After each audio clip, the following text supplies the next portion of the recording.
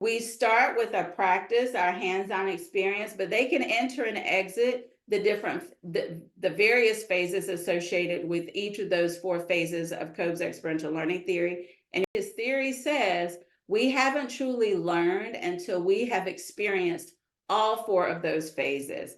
And we do get questions. We also hear colleagues ask the question, I'll take myself as an example. I'm a simulator.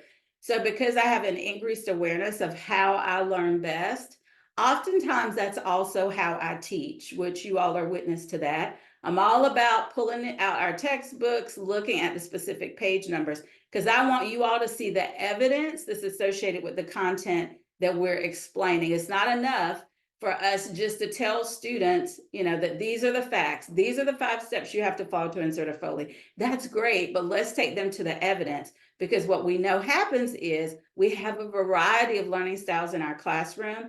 And if we only focus on content without citing a reference, not only is that good scholarly practice and role modeling these behaviors that we want students to emulate, but it also helps us engage all 4 of the learning styles. So even though a student may be a tactile learner, maybe an auditory learner, we know that Knoll's adult learning theory also says that we should engage in integrating all 4 different, or tapping into all 4 different learning styles, because that also allows students to move outside of their comfort zone of only learning one way.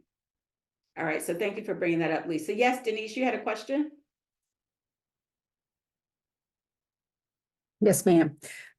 So the phases are the think, feel, do, and watch. Mm-hmm. And then the processes are the concrete, abstract, active, and reflective. Those are the processes. Those are the terms. So that is the term that Kolb has identified in his model, such as, like we said, a concrete experience. But this is what happens, when we think about learning theory. Yes, we know, okay, concrete experience, Kolb's theory says that's where we have to start. We have to have a hands-on experience. So even though you may get to the exam and you may not remember, hopefully you will, but you may not remember, okay, what is at that top? I know that it was feeling, but I can't remember exactly what that acronym was or what that term was. We want you to know both. So we want you to know that concrete experience, that's my true north. That's where I have to start. And it's associated with feeling, so it's tactile. I have to put my hands on that Foley to really start the process of learning.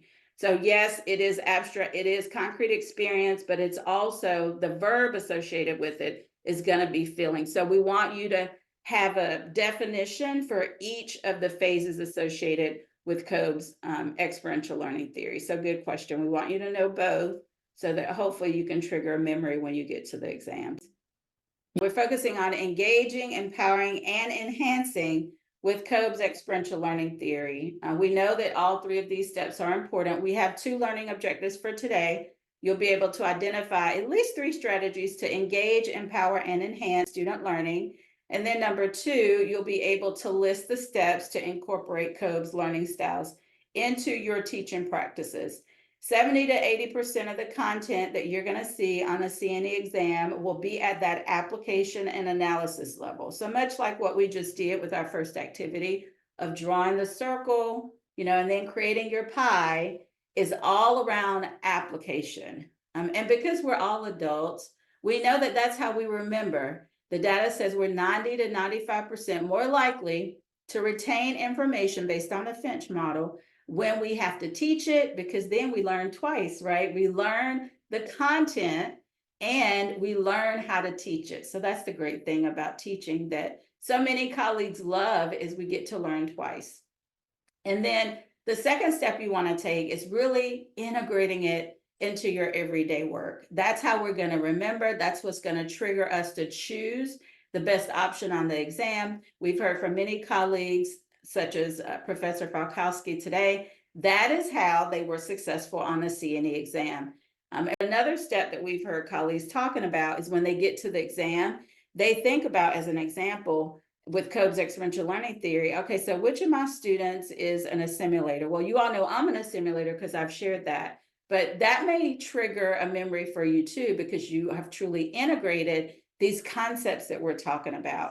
All right, so we're going to continue with our new format today. So we have a thought-provoking question. The other point I want to make is we are launching our study group in July. We sent out a survey, we posted in our Facebook group. I'll also post it in the follow-up email. If you're interested in joining the study group, then just fill out a short survey so we can identify the preferred time and date. And then if you would like to facilitate it, it will be open to anyone who wants to join the study group, and more details to come on that. The specific competencies that COBE is associated with and aligned with really is under competency 1 and 2. There are 65 questions that are mapped to the exam. So 50% of the questions are going to be aligned with competency 1 and 2. Okay, so 65 questions overall. So this is why we spend so much time focusing on COBE and all the learning theories, because competency 1 is my ability to be an effective educator in the classroom, to facilitate and to coach students through these learning phases. And we get stuck. All of us as adult learners, we can easily get stuck in the various phases of COBE. And our job, our responsibility really is to help students move through all 4 of these phases.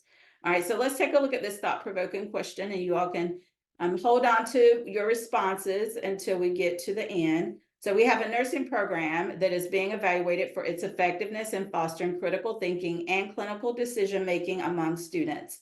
The evaluators suggest incorporating COBE's learning cycle into the curriculum. Which combination of activities best represents the full cycle of COBE's learning theory? So 2 steps you want to follow for every question on the CNE exam. Number 1, what is this question really asking me? Okay, oftentimes in the STEM, we may have a distractor. And then second question you want to ask yourself is, what is it that I know for sure? So you should have scratch paper when you go take your exam.